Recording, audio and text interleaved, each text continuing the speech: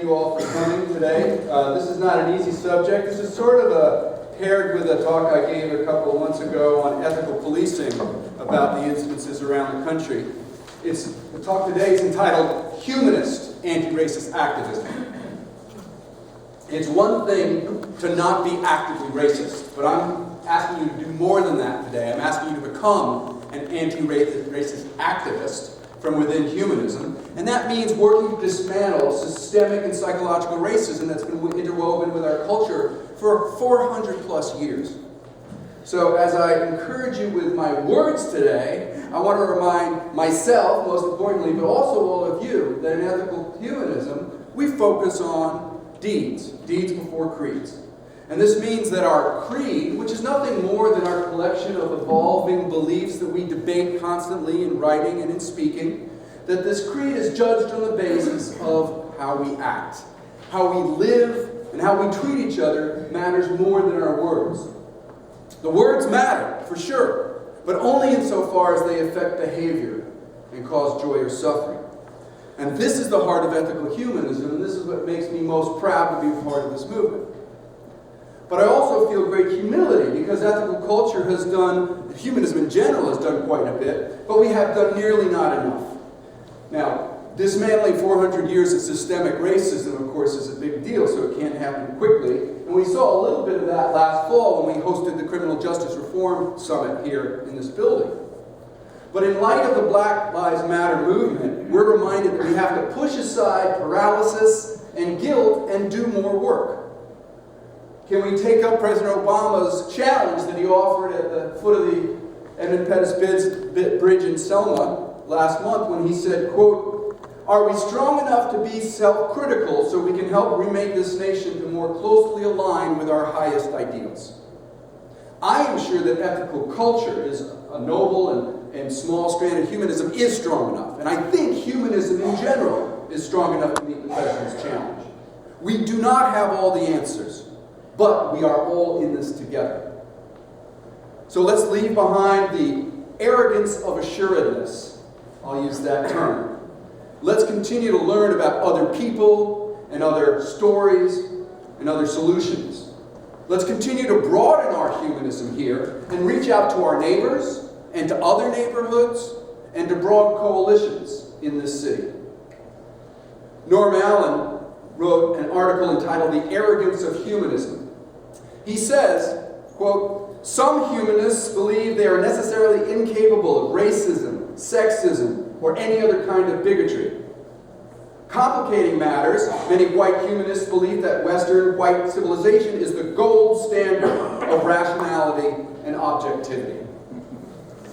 Now, for centuries, mainstream humanism emphasized the universality of the human race. And this emphasis supported demands for democracy and equal rights and the respect for the inherent worth of all people. Good things, all of them. But at the same time, mainstream humanism and progressivism in general is sometimes diverse only in their mind and not in their actions. Sometimes we are deaf to a diversity of voices. And this can lead to subtle forms of oppression, such as the devaluation of marginalized communities that we aren't even aware that we're doing. One writer that I respect greatly, Anthony Appiah, in his book called Education for Global Citizenship, said that humanists specifically should consider the importance of a more enlightened cosmopolitanism that he defines as universality plus difference. Plus difference. Many humanists, especially some younger people, grew up in fairly multicultural environments, and they see ways to avoid the arrogance of humanism, but we all have to work on that by broadening our dialogue and becoming more actively anti-racist, proactively. So for my talk today, I'm going to try to explain what I mean by dividing it into three sections: the who, the how, and the what of humanist anti-racist activism. It's a lot to do, so I'm going to jump into it. Please forgive me if I don't get to all of it. I'm going to start with the question of who should be involved in humanist anti-racist activism. I often quote a 1922 poem by Langston Hughes called "I Too Sing America," and it emphasizes the importance of having many people at the table. It reads, "I too sing America. I am the darker brother, They send me to eat in the kitchen when company comes, but I laugh and eat well and grow strong. Tomorrow, I'll be at the table when company comes. Nobody will dare say to me, eat in the kitchen then. Besides, they'll see how beautiful I am and be ashamed. I too am America. So I wonder in humanism if we're open to another version of that poem, one that's entitled I Too Am Humanism. I don't have time today to explore all the critiques that people like Allen and Appiah and others have made of Enlightenment humanism, but obviously humanist leadership has remained predominantly white, not to mention male and economically privileged. So we need to change that. Thankfully, humanists today are drawn to exploration and evidence, so we seek out new perspectives. Many people of color are finding a place at the humanist table now, in our communities, on our boards, in our leadership positions. And with that, humanism is just beginning to appreciate that people of color have actually already been a part of the humanist history. It's just that for centuries, the dominant humanist narrative has been, like most traditional historical interpretations of America, been about from the perspective of the privileged, from wealthy males who are white. Now, Norm Allen, who was the founder of African Americans for Humanism, the first organization to address humanist values in the African American community, knows very well this history.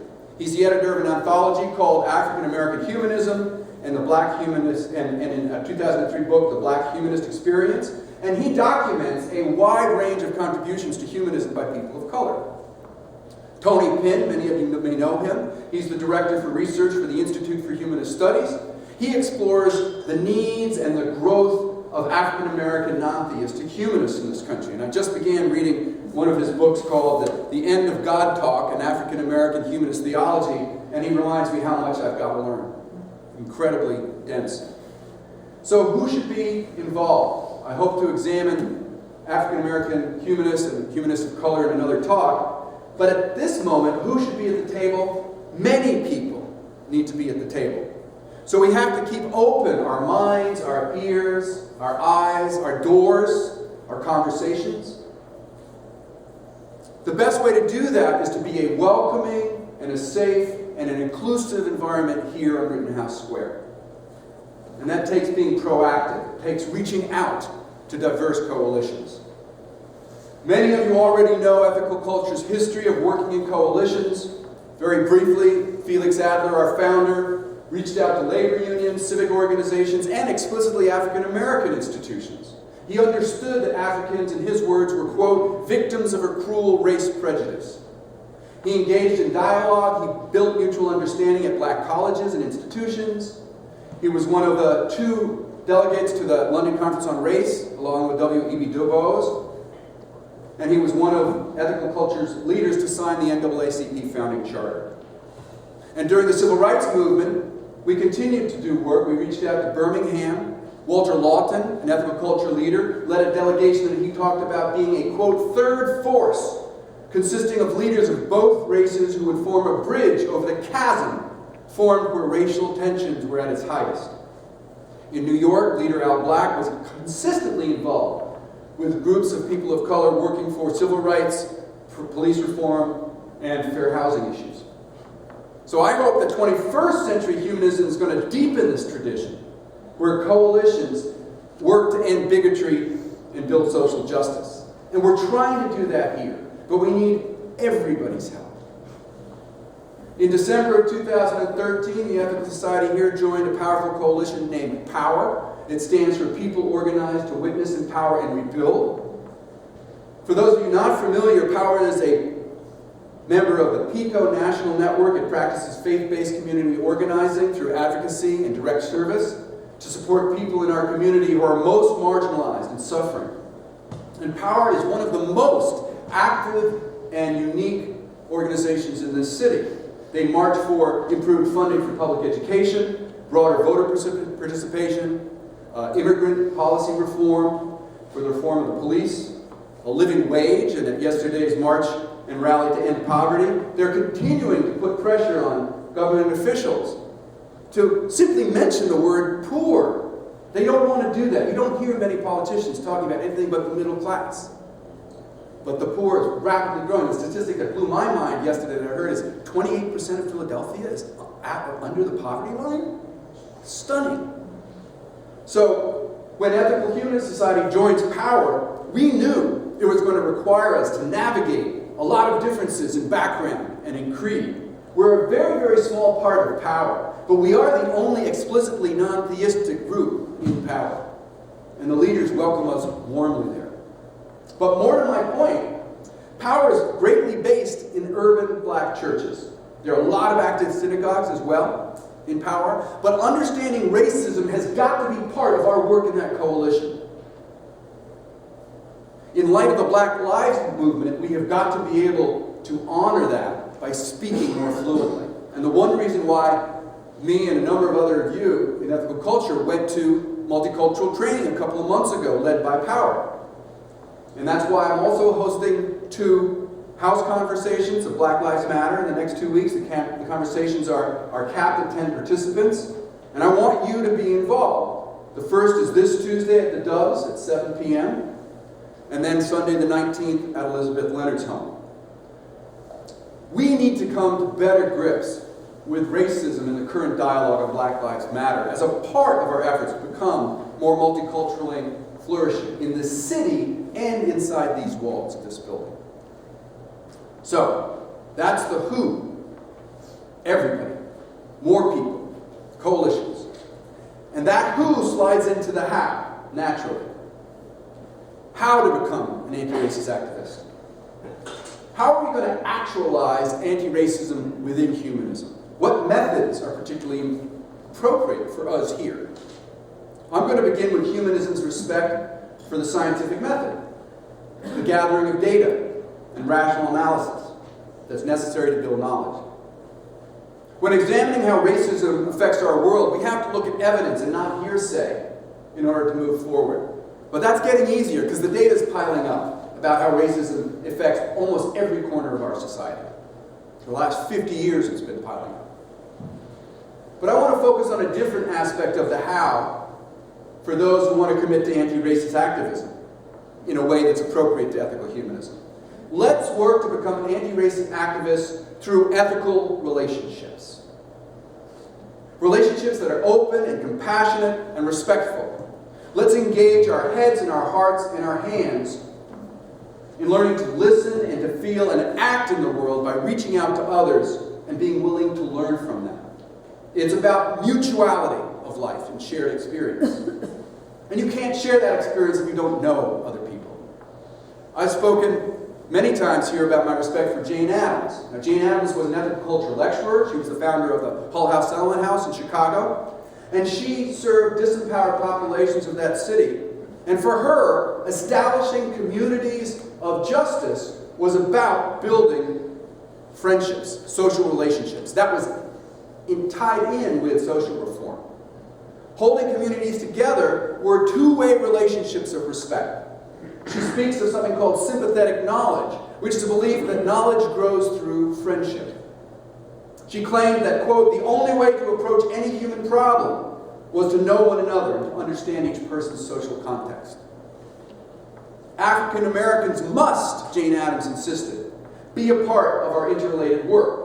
And this was a time when Chicago had only 50,000 blacks living there in the late 1800s.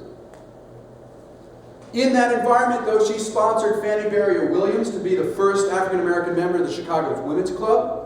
She hosted a luncheon for the National Council of Colored Women. She advocated for the National Convention of Women's Clubs to accept black members.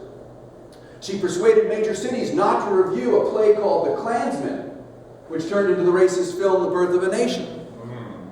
She was on the Chicago Urban League, and she served on the executive committee of the NAACP. But in all of those situations, she was guided by her ability to listen to other people, to put aside her own agenda, and to work on a shared agenda that you only figure out after you get to know one another.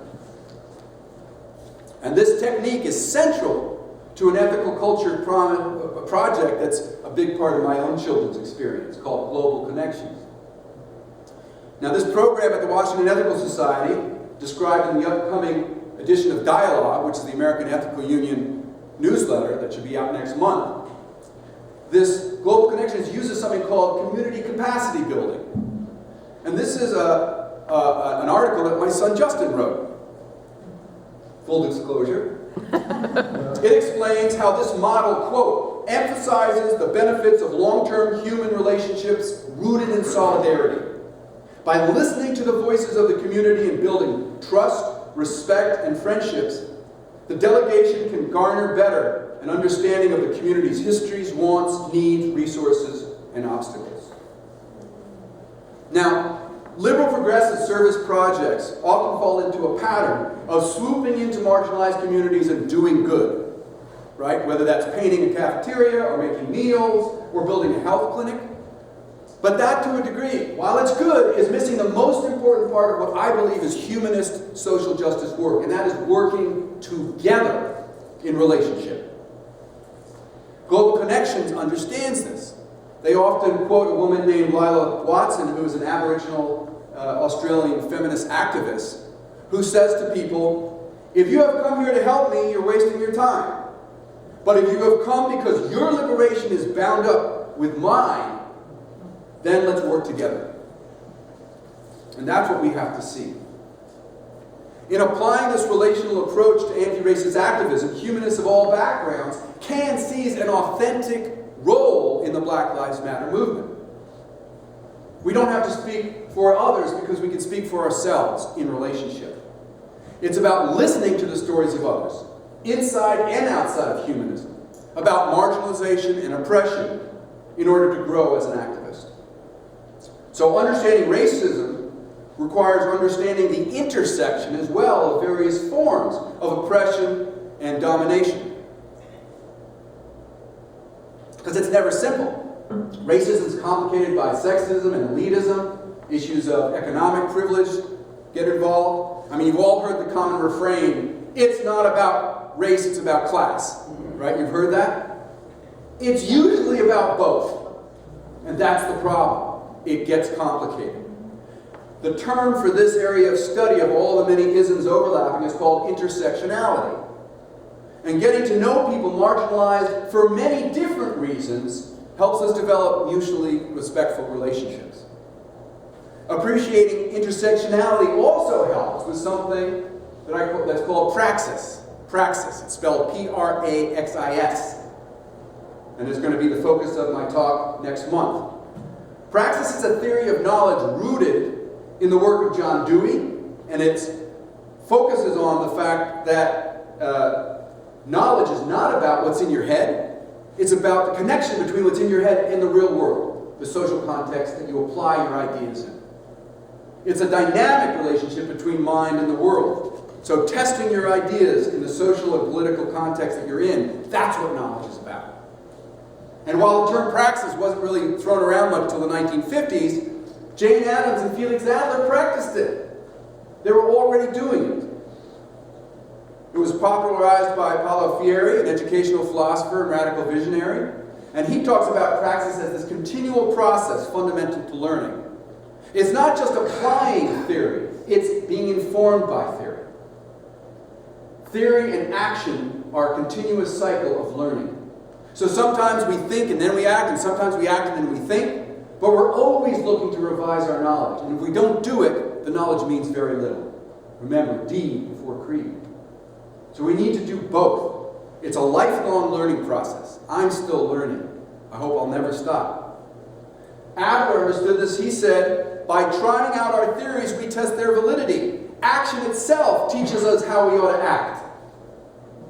Action itself teaches us how we ought to act. So as an ethical humanist society, and as humanists in general, figure out how best to work in the Black Lives Movement, don't get stuck at the start. Just start and continue. Get moving in one way or another. Obama said again the same thing. In some way, he said, if Selma has taught us anything, it's that our work is never done. The American experiment of self-government gives work and purpose to each generation. Selma teaches us that action requires that we shed our cynicism. For when it comes to the pursuit of justice, we can afford neither complacency nor despair. We all feel despair over this, but we can't afford it. So the how of how we do anti-racist work has to include a deep respect for the humanist value of inherent worth of every individual. And that means that no matter how angry we get at the system, we act respectfully and compassionately towards others, even those we see as our enemy. One of my favorite anti-racist activists puts it this way: be soft on people and hard on systems. Be soft on people and hard on systems. He says, this is because the systems, racism and white supremacy, sexism and patriarchy, classism and capitalism, heterosexism and straight cisgendered supremacy, have distorted us, taught us the biases with which we walk around all the time to one degree or another, and in some ways, damage our ability to see each other as fully and equally human sometimes.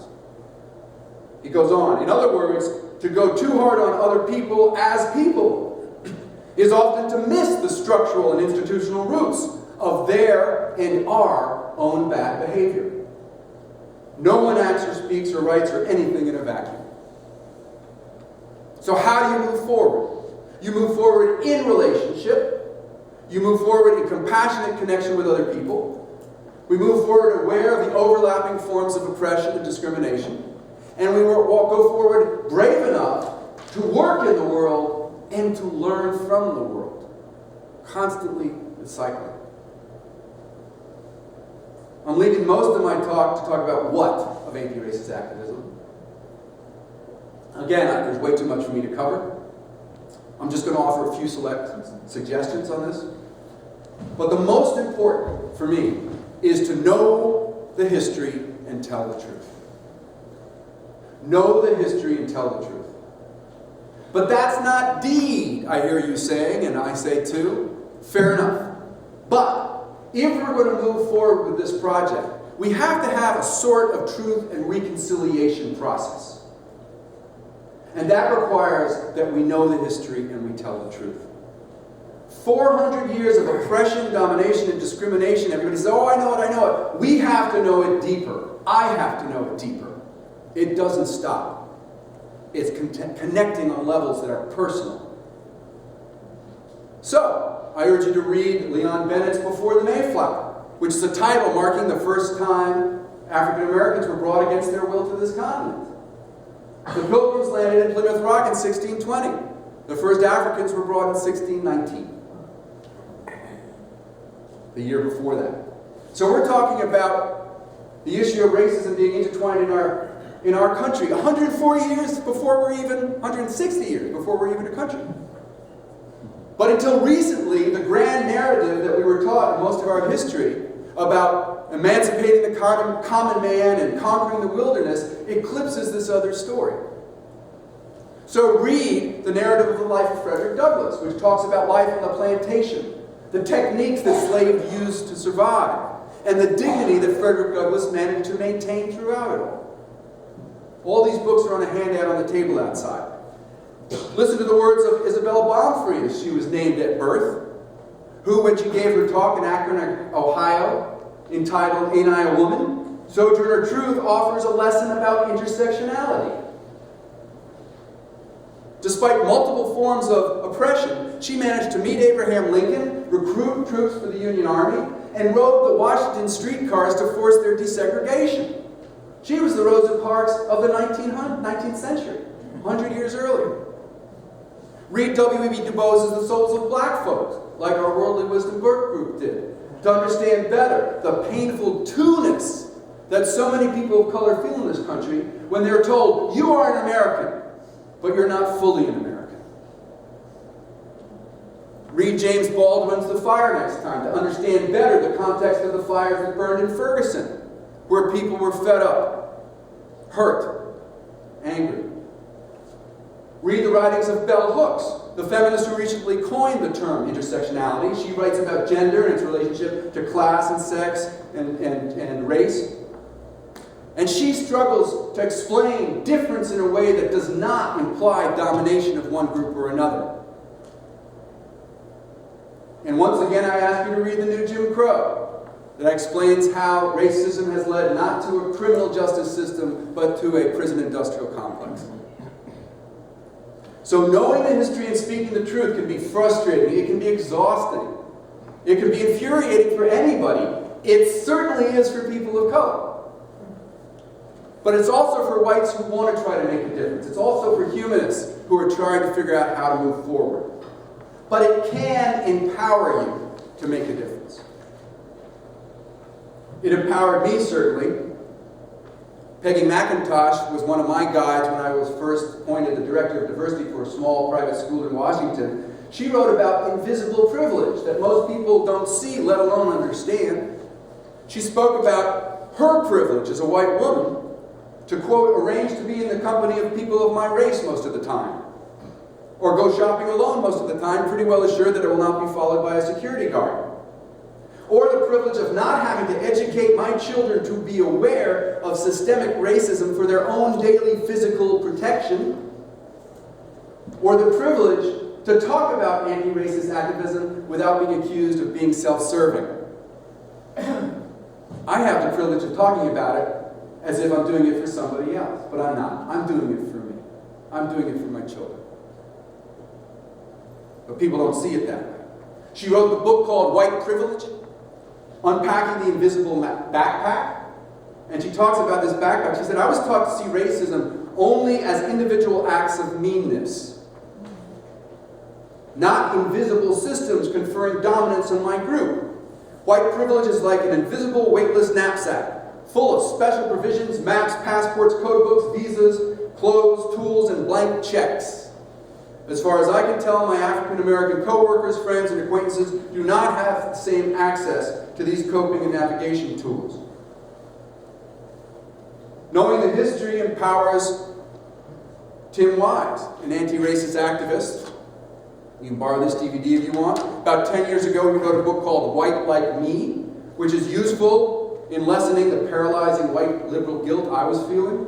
And it helped me channel my anger and my fear and my awkwardness by showing me that part of my white privilege was that I could ignore my fear and my anger and my awkwardness by simply avoiding the issue of race. I could do that. My friends of color cannot because it confronts them daily. Tim Wise also helped me understand that knowing the history and speaking the truth expresses a love for our country. When I talk about it here, it expresses a love for ethical humanism and for this community. With an intriguing mix of humility and brashness, Tim Wise's style is an interesting one. He steps up to the president's challenge to, quote, be strong enough to be self-critical. Now, 2 years ago he had to be because he let his anger get out of control in a Facebook rant against some of his critics. These critics pointed out to Tim that it was easier for him to rant and get away with it because he was white. He was not so dangerous. They also pointed out to him that he was making a career off of the racism that he was trying to end. So while I see him in part as a victim of circumstance, I mean, how can a white fully engage in anti-racist activism without making some egregious errors? But he was also to blame, and he admitted it. And that's one reason why I like his piece of advice to be soft on people and hard on systems that I mentioned a while ago. In the same article that he talks about that, he apologized. Apology is a part of anti-racist activism if you come from a privileged position. Those who speak about anti-racism from privilege, like me, have to be able to apologize, because if you're going to do this work, you're going to make mistakes. So just get used to that and learn how to apologize. I need to be reminded of that. I also need to be reminded to speak less and listen more, which I try to do. Being paid to speak makes it sometimes difficult. But Tim Wise talks about the fact that he says, because some folks, and I have been one of them before, will probably be one again, but I'm trying not to be, apparently think that the speaking part is more important than the hearing part when it comes to producing social change. So one person's need to tell another person their truth outweighs our collective need for the second person to actually hear it. Listening helps us know the history and tell the truth, but it's sometimes hard to do. So Peggy McIntosh, Tim Wise, other anti-racist activists have given me a way to sort of figure out, well, how do I do this? And they offer me a chance to be involved in the Black Lives Movement that is truly honoring my own perspective. Can they help humanists overall become better anti-racist activists? There's a lot of resistance in humanism, as there is everywhere, to really getting engaged in this. The Ethical Culture Fieldson School in New York recently had a multicultural event that was in the papers, you might have read about it, where they asked children to self-identify into groups based on race and class. And the parents said, the kids are too young to do that. Maybe there are developmental considerations, but at least the Ethical Culture School that came out of the bastion of privileged humanist circles was trying to do something. And maybe they need to apologize, but they did something. They're keeping the conversation going. Humanism also has a particularly important role in working to correct science, which is one of our favorite pet projects, because science has contributed to racism greatly, in subtle ways, and in stupid ways, like in 1851, when a Dr. Cartwright came up with a new term for a disease. It was called drapetomania. Anybody know what that was? Drapetomania. Drapetomania was defined as, quote, the fear of running away from one's master. Drapetomania was the fear of running away from one's master, and it was caused, the good doctor explained, by masters who made themselves too familiar with their slaves, treating them as equals. The cure, according to the doctor, which was accepted by many of his peers, was, and I quote, whipping the devil out of misbehaving slaves as a preventative measure. Now that's pseudoscience to an unbelievable degree. So no wonder the Tuskegee experiments caused the suffering of many blacks for decades who were suffering from syphilis. No wonder the American Journal of Medical Association wrote that from 1990 to 2001, 900,000 blacks died in this country who would not have died had they had the same nutritional, health, and environmental circumstances as whites. Know the history, tell the truth. Maybe we wouldn't have been so amazed to see what happened to the blacks in New Orleans after the Katrina wiped them out. And then they were moved.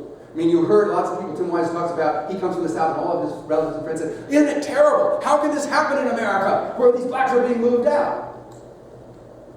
And yet he says that, in fact, if you know the history, you know that New Orleans was more the norm than the exception. People, disempowered people of color, have always been moved where the people of power want them to go to. Whether it's been on slave ships from Africa, or Native Americans onto reservations, or Mexicans driven from the land due to the Mexican-American War, or Japanese internment during World War II. Wise asks sardonically, when has the movement of disempowered people not happened in this country? It happens all the time. It's an old story. And as a humanist, you have to know that, because you love this country. I don't like reading anthropologist Levi Strauss, who actually goes all the way back to Enlightenment humanism to blame us for some of the oppression of other people. He talks about the fact that any culture that learns to dominate nature, to see nature as ours to do what we want, is going to easily slip into dominating other people in that same way. Interesting. Worth thinking about. But in post-civil rights humanism, there was some progress. The Second Humanist Manifesto, which was passed in 1974, offered the following. We deplore racial, religious, ethnic, and class antagonisms. So far, so good. I do too. You probably do too. But then look how it continues. Although we believe in cultural diversity and encourage racial and ethnic pride, although? What does the although mean? Although we believe in cultural diversity and encourage racial and ethnic pride, we reject separations which promote alienation and set people and groups against each other. What's it implying? What's it saying? Some good in there, but what's it saying about diversity and racial pride? That it's to blame for separation and alienation, as opposed to 400 years of domination and discrimination? Is it looking honestly at difference and power? I mean, given where our history has brought us in terms of criminal justice and economic equity, it sounds uncomfortably like a white person saying, oh, I don't see color, as if that wipes away the fact that we saw color for 400 years. Historically constructed racial identity and oppression was created in this country, and we have to uncreate it actively. I don't think the Second Humanist Manifesto is the last thing humanism is going to say in this regard. Because humanism has a history from which we can draw, a proud history of talking about the inherent worth of every individual. And that belief has fostered liberation movements throughout the world. So there's plenty of strength there as well. I'm going to have to wrap up. Let me offer you a few concrete things, just a couple. Join one of the House discussions on race. Right now I have 6 people signed up for 20 spots. Just talk about it amongst ourselves. Join that discussion. Join the Ethical Action Committee and volunteer to be a point person on issues of race. Be on the lookout for lectures or seminars or social justice actions that we could join or be aware of or popularize. Help maintain our commitment to power. Talk to Kate. There are hundreds of things we can do. Figure out your own project. It doesn't have to be grand or eloquent. It can be just talking to somebody that you haven't talked to before. It could be reading one of the books I talked about. It's an ongoing discussion what I'm offering today. It's incomplete. I'm searching. I'm grasping for ways to make a difference. But here's the main point I think I will leave you with. The what of anti-racist activism, what do we do, is tied up with the who and the how. It's only become clear what we do when we do it with everybody. Here at the Society and in this city, when we reach out and meet people, regardless of their backgrounds, and whether you are an inheritor of invisible privilege or you're a victim of intersectionality, to work together to work on anti-racism. It's done best in a web of relationship. That's at the heart of ethical humanism. So let's keep our doors wide open. Let's engage with broad coalitions works in this city. Let's overcome our own fear and uncertainty inside. Let's work together with people different in race and in creed, because our deeds have to rise through ethical relationships. Thanks for listening.